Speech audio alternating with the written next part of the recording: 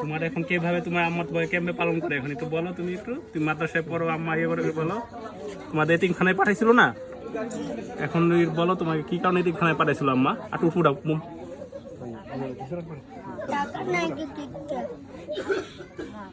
একটু বলো তো, মা আমার টাকা নাই গা, আব্বু মারা যাওয়ার পরে আমাকে মা এতিমখানায় পাঠাইছিল, আমি এতিমখানায় পড়াশোনা করতেছিলাম, বলো।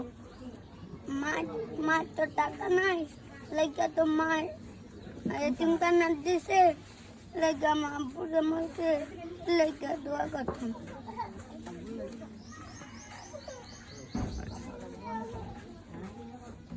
আম্মু কি বলতেছে বলো, এটা আম্মু কি বলতেছে? তো আমার আপু অনেক আদর করছে, স্কুলে লেগে গেছে, ঘুম পাড়াইছে, মরা আনছে, অনেক কিছু আনছিল,